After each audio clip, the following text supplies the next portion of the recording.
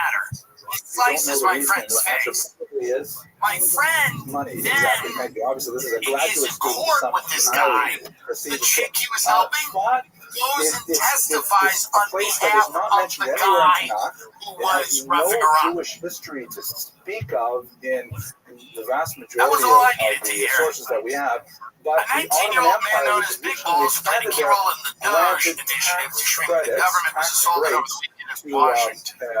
He was assaulted by 10 juveniles near DuPont Circle around 3 a.m. on Sunday, according to a police report. For Jewish merchants. Two 15-year-olds were arrested as they attempted to flee the scene. A black iPhone 16 valued at $1,000 was also reported stolen. President Donald Trump posted a photo on his social media. Special air to it.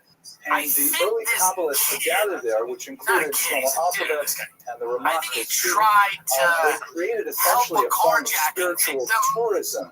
Because what they were doing, I'm not making this up, this is a really amazing thing. He was assaulted by all these children. On these self-imposed exiles. Well, that's what happened. According to Dean told the officers the assailants approached him outside his vehicle while he was with a woman, identified in the report as his significant other, and made a comment about taking. In the fields and valleys and dales around Spot, and they would like suddenly be moved He told officers that he got the to other kind of person like mystical inspiration, and they would describe those inspirations So saying they would move to like recite a particular paragraph, or they would meditate there for several hours, they receive these insights, and later they associated these places possibly with some Supposedly Elon Musk tweeted, a gang of about a dozen young men tried to assault a woman in her car at night in D.C. Major figures. I don't know if that's true. And so the rumors that these great Kabbalists were doing these things attracted more Kabbalists to come there, including the Arizal, who came from Egypt to be able to study at the feet of the Ramah and Rabbi Yosef Karo and others. Whatever. And it created a nucleus of Jewish spiritual activity that lasted just about 7 decades, and then it was all over. There was a series of earthquakes and plagues, and it just never regained the same kind of spiritual energy that it had in the 15th century. So this is ultimately where I crusaded for years, not years, but months against that white gang in Arizona, the Gilbert incredibly active with great minds. As you can imagine, in this tiny little village, children that are you have violent crowded in there all are of a these problem. I Nobel think they should Prize go to winners. Ukraine, and I've said There's the that. Ramah, the And I Al-Shif, don't. the Yosef Karo, the Arizal. So now, having overwhelming. And there's a seen whole story that, that is what I think Israel's takes a little doing bit bad? too far afield to really explore. But there was a discussion led by a man named Rabbi Yaakov Beirav to actually take advantage of the gathering of such great minds It's a and violent city. reinstitute These are Smicha, violent cities. The cities are violent, really folks. lapsed You're just sometime in violent. the What are ancient you going period to do? and to try and declare I that don't the know if you rabbis can who were present in you're Spot going to would in beef up fact the be able police to force. begin You don't want a the new military. Smicha No one's movement. going to want to visit Again, this this was country. called Tourism's Rabbi already Field dropping. for Vegas that hotel rooms are particular down like experiment, which ultimately 33%. did not Nobody wants to come be in a fruition. city So where these are there's some of the military graves everywhere. It's of like after the great 9/11. Catholics there, clothed in the It wasn't like blue, which is great associated when with there was just a people warding like off the line. National Here is Guard the walking grave around of for Muhammad years. himself. And it gives you this eerie feeling. I don't. City.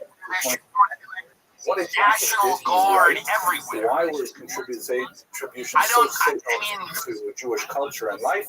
this For is that, now. I'm going If you to visit turn it over America, to this is what you see. the wagon By the way, driver, Rabbi make this letter. Trump. If you visit Thank the you for your United attention. States of America on a summer trip, First of this all, is what you get. just Yeshua Taliban, who is really led this series. We got everything to its beautiful conclusion right now. This is something which is What are they as doing? course, I mean, there's opportunity you really listen. You to need learn both comms, the but you context gotta just have and the comms. content of Get the military what in the makes city. the It's like difference in this Jewish country really not does just have a fascist kind of wet it's just so dream fascinating to be able to where hear they the like historical point. This has they dive like right the into idea of the content military itself. so Now, we're at much. the end Now of we a don't very need a military. fascinating, I respect the very people in the fascinating military. series because They've what done we things got that up are to now is genuinely we learned a heroic. little bit about the riff and the Rambam. But like, Very much no one in America fantasizes about the military like saving those girls from the Texas camp. No one thinks that like thinks of the military in that capacity. And then to look at the Girl being taken by the river. and No how one thinks that. the Who thinks about like briefly Stalin? the last few weeks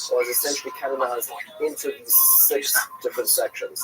But it was constructed in a very fascinating way. And as we know, for anyone who's learned Mishnah and Gemara, it is not exceedingly easy.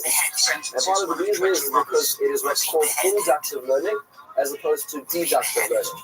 Inductive learning is like in the So 20 months, now the guy said, I don't want to give a good trade with the kids, but I said that no, is it the most articulate thing this blind man said? Is that, we know by induction hold what on, the next number is. Hey, I did some back and forth, but you actually said the it. formula is n plus 2. But no, It means whatever it is plus 2 is the next one in the formula. No, these are not articulate people. The series that we did. The people that are on the internet are not like articulate people that are really good at like expressing themselves in a way that's always helpful and constructive. In a When my aunt has a couple Percocet and throws down a couple bottles of white tin and goes on Facebook, she's not thinking about if she's going to hurt people with her words. That's what she's doing. That's part of the game.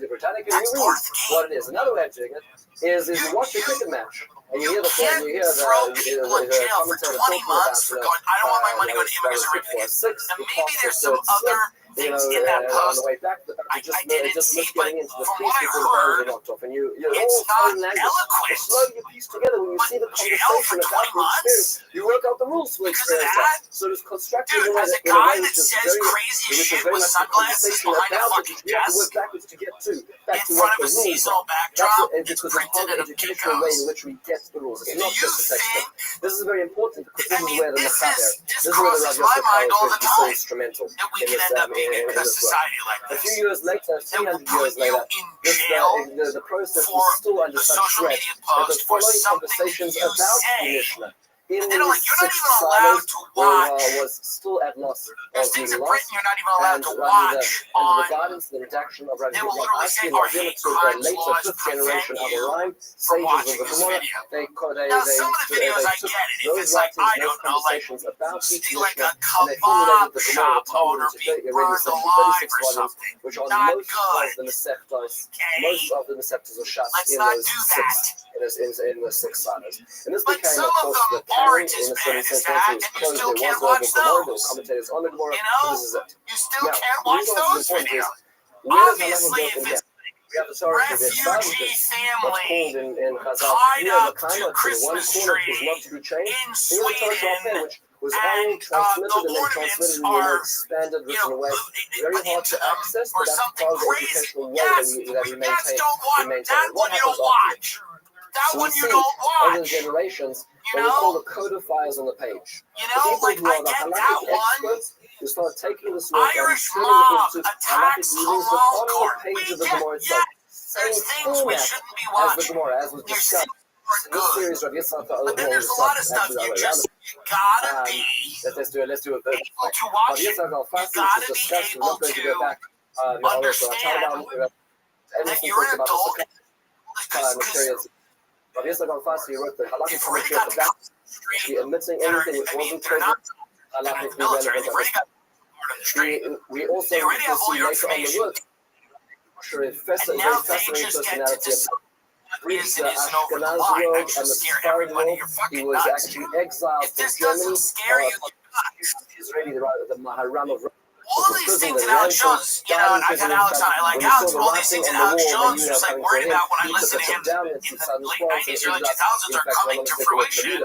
Which is still at a And good time. I don't know where he is on all of that stuff, but like, I know he's a big fan of Trump, but like, this is everything Alex Jones always talked about. Military in the street, he wrote the the FEMA commentary camp, essentially on the riff. the tech Commentary on company that monitors everything, the surveillance. This is all of that. I mean, not to sound like a fucking nut. It was the same This is halacha. everything a crackhead. And I don't even mean a crackhead like crack, but a guy smoking weed in a room with a fucking black light and a fucking, insane clown posse tattoo on his arm. I'm thinking a very specific guy I was friends with. But this is everything that guy would have talked about. And that became where we find halacha up till now. Of course, the revolution of halacha entered when we started to meet people codified by topic rather than by hate. And of course, the heading of this revolution was none other than the Rambam we discussed the last time. The Rambam incredibly unique contribution was the Rambam took essentially all, and this is all just a repetition, he took 14 topics of all Jewish halakhic thought, and he basically started the process again. He said, I'm going to tell you halacha from square one all the way onwards. He into 14 categories. Everything halacha. And when you go to his kever, you can see the beautiful fountain which goes through 14 marble pillars, each of the name of one of the books of halakhic categorization, which the Rambam has here on the Can't right. stop storing your blankets, but when it comes to performance, they've got you covered. Take control of ED with personalized treatments made with proven ingredients described by licensed providers. Through him, you can access personalized prescription treatment options for erectile dysfunction like heart mints and sex RX. Plus, climate control if prescribed. Hims offers access to ED treatment options ranging from hard mints to trusted generics and plus 95% less than brand names. This isn't one size fits all that forgets you in the waiting room. Get your health and goals put first. With real medical providers, making sure you get what you need in the results. To get simple online access to personalized affordable care for ED, hair loss, weight loss, and more, visit hims.com/Tim. I mean, they got it all here, folks. That's hims.com/Tim for your free online. Visit hims.com/Tim and it rhymes. Actual price will depend on products and subscription plan. Featured products include compounded drug products, which the FDA does not approve or verify for safety, effectiveness, or quality. Prescription required. See website for details, restrictions, and important safety information. A Miami La Quinta inn went viral after video shows weird virtual check-in with remote reception. I will say one thing about the hotel check-in process right now. It is the least pleasurable thing that you do as an adult outside of a doctor's office. A hotel check-in, for whatever reason, is so terrible. He said, let's take it all is the halacha so and fucking put all long. the contemporary halacha It to takes a the lot of exclusion time. of Beis Hamikdash, It's to the annoying. exclusion of laws which pertain You're to asked to produce all Israel kinds of and the things. You're mitzvahs asked and communities meaningless for questions to back exclude and certain forth. things which related to Tumah and They Tahara. ask you if Things you which are not need relevant to us for didn't them, be if they excluded. need to Like his father, explain to who you, was in fact Rabbi like what an elevator the person is. who wrote the commentary of the Gemara. They're He set up these four sections, what he called usually, Orach not Chaim, the way always, of life, which was about ritual life. but they're like Ha'ezel, treating which you is like about a child. relationships, Yoredeh, which are And more yet ritual they also can't do anything at the thing. Like, can I extend my this? Can I do this? Can I do that? No, we can't do any of that. That's all done through reservations. I can't do it. I can't do it. I'll pay a little extra. Can you upgrade the room? I can't do any of that. I can't do any of that. I'm a prisoner. I am being filmed. I cannot do anything. I am at this desk. I can only check you in this hotel. So of all of the different processes that are going to get automated, that one, and it's already happening. I already know people that show up at these hotels and they have an app on the phone and it opens the door. It's already going in that direction. But let's check out this. In the new format, in a certain sense, in their This own is a new virtual hotel check-in, which, by the way, right now I'm saying ready. It's not that bad. Because there was a great I've had much worse in person. Let's take a look at this. Part of the reason, part of the burnings of the Rambam, there were many reasons for burning the Rambam, but it was the newness of it. It's how you have the right to leave out the sources and reformat halakha in a way which we've never seen beforehand. So one of the works that they did, what the Rabbi Yosef Karo did, was to say, let's take what we have, the Gemara, and let's find how it leads into and connects to these new formats, these new silos of halakha, where the 14 books of the Rambam, or the 4 books of the Torah. So this is, in a certain sense, the background to what the Karo was trying to do. I want to take a simple example just to make this a more real class. As we see it played through. That's so not an a example high-end is a very hotel. simple That's a La example. Quinta. It's a cheap hotel. Washing hands, that's your diet. But I understand what people say. La Quinta say we're not hiring an American to do that job. Just grab one. We're not going to put a physical American in that job. We're going to have someone do it from another country. We have that up to now. Outlaw that. By the way, if Trump's going to rip all these people out of a high school graduation, outlaw that. La Quinta shouldn't be able to do that. And by the way, that was not even that bad either. But if you're going to be all America first, outlaw that. Outlaw La Quinta hiring a guy. He's probably in the next room. He's like, I'm not India. He's like, I'm sitting in the next room. He's just in an air-conditioned room with a La Quinta. There we go. Very But that simple. shouldn't be allowed. You should be able to just hire some dude to sit in India and check fucking